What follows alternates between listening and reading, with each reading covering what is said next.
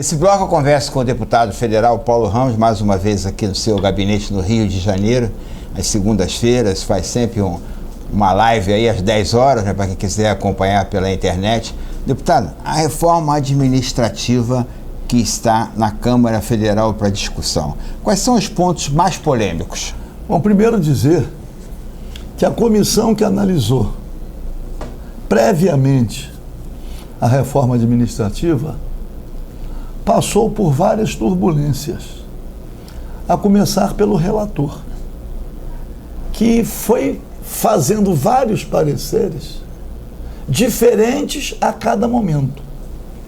E na última hora, quando já estávamos preparados para a votação na comissão, 8 membros foram substituídos. Membros que, mesmo sendo da base do governo, iam votar contra o parecer do relator. Ele fez a substituição, o governo, o presidente da Câmara, substituiu os 8 membros e, quando teve garantia que o parecer seria aprovado, o relator apresentou um outro parecer, recuperando pontos que ele tinha retirado em função da discussão com os membros da comissão. Quem substitui é o presidente ou as lideranças? Quem indica? Obviamente que existe uma articulação, para isso, que eu digo assim, governamental. Então, o artigo 37A, que foi motivo de um amplo debate, o artigo 37A permite o compartilhamento, isto é, o governo transfere uma atividade para a iniciativa privada. Fica o governo autorizado a transferir também toda a infraestrutura. Vamos dizer, um hospital faz o convênio, a parceria público-privada. Essas OS aí que está com problema da, né? Como já acontece no Rio de Janeiro e em outras partes do país. Mas nós temos o exemplo dos hospitais. Mas pode ser em escolas, pode ser. Mas tem uma outra questão, que pode ter uma parceria onde o governo cede, inclusive, servidores públicos. É um cheque em branco? O servidor vai trabalhar para a iniciativa privada, sendo servidor público. Aí é complicado, né, deputado? Ou também o governo remunerar pela infraestrutura privada para a prestação de um serviço público. Segundo essa emenda? O artigo 37A, que o relator havia suprimido, de tão escandaloso que é. Esse é o que tem no original. Estou dando um exemplo. Quando eles tiveram garantias de que contavam com maioria, o relator recuperou alguns pontos que ele havia substituído. Então, quais são as questões hoje? Esta é uma questão grave do artigo 37A, mas tem outras. Quando os cargos são extintos, né, o servidor, que seria transferido para qualquer outra atividade, ele pode ser compulsoriamente aposentado. A questão da redução da jornada de trabalho com a redução do salário. Mas em situação excepcional. São situações excepcionais que são ali elencadas com muita subjetividade. Depende da interpretação. A questão do concurso público. A contratação de temporários sem concurso público por período de 10 anos. Temporário por 10 anos? Então o desemprego é muito grande, mas eliminando a figura do concurso público. Então não é uma reforma, de falar, é uma deforma. Mas ao mesmo tempo, é um golpe final de desmonte de uma estrutura de prestação de serviço público que a pandemia demonstrou a viabilidade e até a necessidade. E eles fazem uma reforma que não alcança ainda aqueles que são ditos os privilegiados. Está alcançando o baixo salário de servidor. Nos municípios, mesmo nos estados. Agora, a nata a nata não vai ser alcançada. Então, que reforma é essa? Que pretende fazer economia. Os que recebem a nata são os que recebem mais no serviço público. Que tem uma parcela, que tem uma remuneração que ultrapassa todos os limites aceitáveis. Acumulando vantagens, acumulando gratificações, recebendo às vezes mais de 100 mil reais por mês. Mas não tem o teto? Tem o teto, mas o teto não é respeitado. Não alcança. É. Bom, de qualquer maneira. O teto de é qualquer maneira, sem teto para quem não dizer, tem, né? Isto está sendo votado no Congresso Nacional. Ainda não estamos avaliando a repercussão concreta nos municípios e estados, dependendo de como for aprovado. Mas há uma repercussão, já sentida aqui no Rio de Janeiro, da reforma previdenciária, daquela reestruturação da carreira dos militares reformas feitas pelo governo Bolsonaro. Aqui no estado do Rio, a Assembleia Legislativa está aí, enfrentando o quê? Contribuição previdenciária, se alcança pensionistas, se a contribuição incide a partir do teto da Previdência. Essa é a contribuição respeito aos militares, não é isso? Militares e em geral também. Que já tem a 14% já. 14%. Né? Mas aí tem a questão dos triênios. Porque eu me lembro o triênio, e tem que falar isso, para policiais militares e bombeiros. Nós, na época, e eu estava presidindo lá, o Clube de Oficiais da Polícia Militar e do Corpo de Bombeiros, e cheguei na casa da minha mãe, conversando com meu irmão e minha irmã, ambos professores do Estado, e eles vendo lá a remuneração deles, eles tinham triênio, e o nosso era quinquênio, a cada 5 anos, 5%, e eles, a cada 3 anos, 5%. Eu falei, ué, e aí eu incluí, dentre as reivindicações nossas, triênio. E aí começamos a reivindicar triênio e com muita luta nós conquistamos o triênio. No primeiro governo Brizola. O triênio vem desde lá. Então, a reforma feita pelo Bolsonaro lá está tendo repercussão aqui. Porque vai passar de 30 para 35 anos o tempo de serviço dos militares estaduais. Vai perder o direito ao soldo do posto ou da graduação acima, quando passa para a inatividade. Que hoje é assim, né? Então são perdas muito grandes, que vão ser sentidas na vida de cada um, do servidor militar estadual, mas também os servidores civis. Pô. E com o custo de vida, o que é o custo de vida? O custo de vida é o esforço que a pessoa faz para sobreviver ou para viver. Com certeza. Então, assim, o custo de vida está muito alto. E na medida que desce o salário, o custo fica muito maior. Imaginar uma pessoa que está na faixa de 1 salário mínimo e meio ou 2 salários mínimos. Como é que suporta o aumento dos gêneros de primeira necessidade? O aumento do gás de cozinha, o aumento na conta de luz, o aumento no feijão, no arroz, naquilo que está diretamente ligado aí à sobrevivência. Não é luxo. Então diz assim, outro dia eu estava conversando sobre... Mas só falam do governo Bolsonaro? Nós estamos falando do governo que está aí. Já que já até conversamos isso aqui. Eu posso fazer um debate sobre problemas do passado.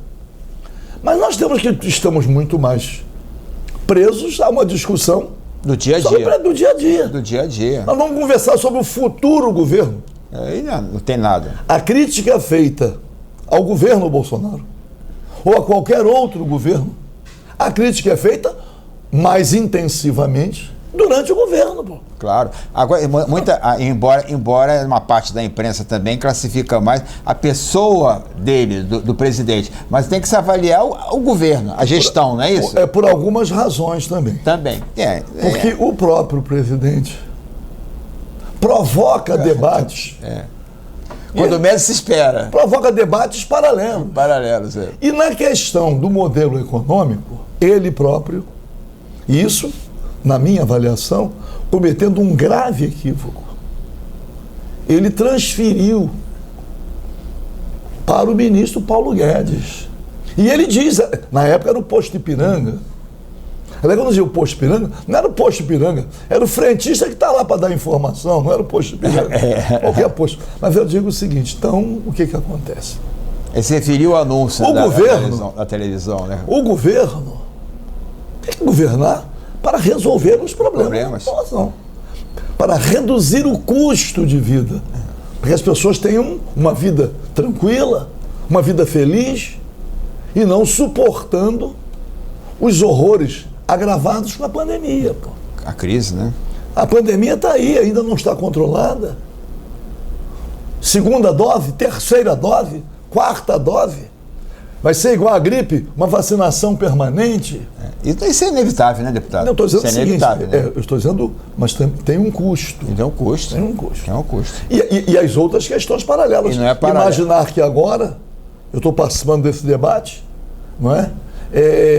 As pesquisas energéticas e nucleares, o tratamento do câncer não está importando aquilo que é necessário para a produção do medicamento. As pessoas cancerosas vão começar a enfrentar dificuldades de acesso ao medicamento porque não tem a importação do insumo. Então, eu digo o seguinte, tem ali uma escola no Catete, no Largo do Machado, ao povo, o governo. Deputado, essa questão também agora da conta de luz e tal, e as elétricas? Deixa eu dizer, a questão da e Angra? Como é que está? Deixa eu lhe dizer. Angra, você tem Angra 1, Angra 2 e Angra 3 lá. Dormindo. Há muitos anos. Há muitos anos. E eu, olha... Se deteriorando. Deteriorando e a manutenção, a preservação daqueles equipamentos. Mas nunca foi terminada. Porque, aliás, né, a discussão foi muito ampla. Inclusive o Brasil sendo muito prejudicado para não ingressar nesse... Não é ter no clube atômico, de ter bomba atômica, mas pelo menos o domínio, a pesquisa na energia nuclear. Eu sempre aproveito para mandar um abraço para o almirante Otto Pinheiro, que era a principal liderança do povo brasileiro nessa área e foi acusado, na minha avaliação, torpemente de envolvimento em casos de corrupção. Que, aliás, para dizer uma coisa aqui para você e para os nossos telespectadores. A corrupção tem servido de pretexto para muita coisa. E nós ficamos retidos em torno disso. Eu participei de um debate outro dia em que o interlocutor quis concentrar o debate em denúncias de corrupção ou eventuais corrupções no governo Bolsonaro. Eu falo, eu me recuso a aprofundar esse debate, porque eu não vou me equiparar àqueles que se utilizam sempre disso para golpear o país. Aí citei os exemplos. Cavalo de batalha, né? Citei exemplo. Porque, claro, a população sofre com isso. Getúlio era o mar de lamas. Quando levou Getúlio ao suicídio, todos conhecem a República do Galeão, Carlos Lacerda. O udenismo é conhecido como que sempre se utiliza de um instrumento de denúncias de corrupção, mas com outros propósitos. Claro que tem que combater a corrupção, ninguém tem dúvida disso. Tem os mecanismos de controle, de fiscalização, que têm que ser aperfeiçoados, tem que ser punido quem... Mas é impossível encontrar um governo, qualquer um, em que aqui e ali não comece a pipocar uma outra coisa. Jango, acabar com a corrupção. Normalmente também essa questão é quando é institucional, né? Quando vem de cima para baixo. Agora embaixo não vai controlar nunca, deputado. Para a eleição do Collor de Mello, pós-constituinte, era o caçador de Marajás. Sempre existe um apelo à ética, à moralidade pública, que concretamente é completamente impossível sustentar. Não se pode se agarrar a esses argumentos. Agora está assim, e é uma coisa, até desagradei. Está lá a CPI do coronavírus no Senado. Muito bem. Aí, um jurista emite um parecer enquadrando o presidente da República em vários pontos, em vários crimes. Aí me pergunta, o que você acha? Eu falei, olha, se não fosse autor desse documento, o Miguel Reale, eu poderia até apoiar. Porque o Miguel Reale também foi o autor, junto com a Janaína Pascoal, do pedido de impeachment da Dilma Rousseff. Eu não posso agora, porque eu sou oposição ao governo, me agarrar a alguma coisa que me contrariou muito num passado tão recente.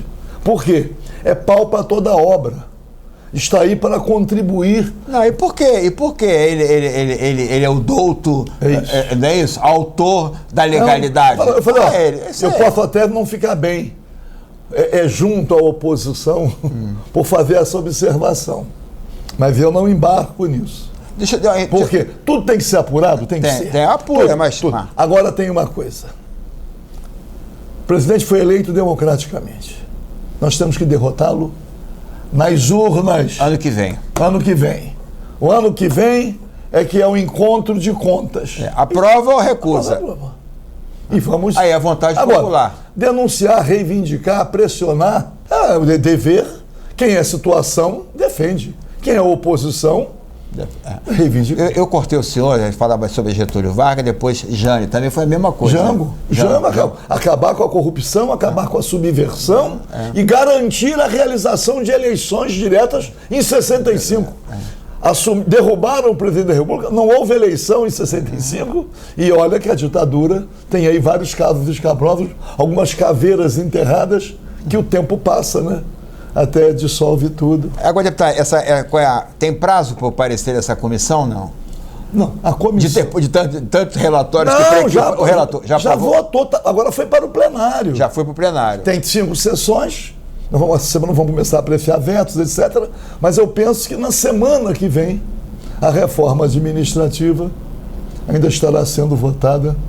Já estará sendo votada. É muito complexo. Né? E o Senado tem tido uma posição que diz assim, quem representa o povo é a Câmara. O Senado representa os estados. Mas o Senado tem barrado algumas coisas, né? Na reforma chamada reforma eleitoral aí da coligação. Que agora o Código Eleitoral não vota antes da eleição. Mas a reforma que houve, o presidente vetou a questão das federações. Porque não tem coligação e a federação é praticamente uma coligação. A mesma coisa. Só tem alguma alteração porque a federação tem que funcionar como sendo um partido, mas preserva as demais siglas. Acesso ao fundo partidário, na Câmara dos Deputados, o funcionamento da federação tem que ter um líder só. E a cláusula de barreira? A cláusula de barreira continua. A federação entra a federação e não um partido. Cada um que compõe a federação. É o conjunto. É uma forma, vou usar um termo que não pode não ser justo, disfarçada de coligação. Jeitinho. Mas outros países têm federação. Não é uma novidade aqui no Brasil. Tem federação funcionando como sendo um partido. De qualquer forma, a Câmara vai apreciar o veto. A Câmara aprovou, nesse caso o Senado aprovou. O Senado barrou as coligações, mas aprovou a federação. Então, vamos apreciar o veto, talvez hoje. Amanhã está na pauta, vamos ver. Porque o processo é assim, a Câmara aprova, o Senado vai, o que o Senado modifica e veta, volta para a Câmara. Volta para a Câmara, se for supressivo, não vota. Não volta. Volta se for algum aditivo, alguma modificativa. De qualquer maneira, nós estamos vivendo uma ebulição muito grande. Porque, embora tenha havido uma espécie de armistício, né, a tensão diminuiu. Diminuiu. O confronto entre os poderes. Hoje a capa da revista aqui tem a fala do Bolsonaro dizendo golpe zero. Há uma tensão latente, mas está controlada. Quer dizer, não está aparecendo como vivemos aquele momento que antecedeu ao 7 de setembro. Que é bom para a política e é bom para o país também. Isso. Nós temos que ter tranquilidade para enfrentar as coisas. Mas vamos discutir o preço dos derivados de petróleo. da gasolina, do diesel, do gás de cozinha. Eu apresentei lá, estou recolhendo assinaturas, um requerimento para uma comissão parlamentar de inquérito, para investigar concretamente e com isenção a questão do preço dos derivados do petróleo. Por quê? Não é uma CPI nem contra, nem a favor do governo. Porque o governo está enfrentando dificuldades por causa do preço dos derivados. A economia enfrenta dificuldades. Por quê? O combustível, diesel e gasolina, aumentando o preço de tudo. O transporte é rodoviário. É complicado. Chega no gás de cozinha, as famílias. Tem família voltando ao século XIX, cozinhando com lenha. Isso não é um chute, não. Aqui no Rio de Janeiro, realidade. A gente anda aí, e não é comunidade favelada, não, hein? Você anda em vários lugares, as pessoas estão cozinhando, voltando ao fogão a lenha. E a eletricidade. Essa é a questão toda. A crise hídrica está aí, é grave, porque as hidrelétricas... E aí vem, e é outra questão, que está inserida na CPI que eu requeri. Questão das termoelétricas. Deputado, aí tem termoelétrica a diesel, termoelétrica a gás. A termoelétrica a gás, além de ser menos poluente, o gás fica mais barato do que o diesel. E aí tem outra questão. Estão fornecendo o gás para quais termoelétricas? Como é que está sendo feita essa seleção? Deputado, infelizmente nosso bloco acabou. Eu gostaria de continuar isso na próxima semana, nesse mesmo horário aqui, sexta e terça-feira, esse requerimento da CPI. E também na próxima semana, nós vamos na entrevista, vamos falar também sobre a questão da finalidade da Covid, né? Da CPI da Covid. Até a próxima. Não, vamos lá. Está sendo importante, está debatendo, e é preciso também esclarecer muita coisa. Então vamos esclarecer na próxima. Um abração. A luta continua. A luta continua. Vamos lá. Daqui a pouco a gente volta a conversar com o deputado federal do PDT, Paulo Ramos.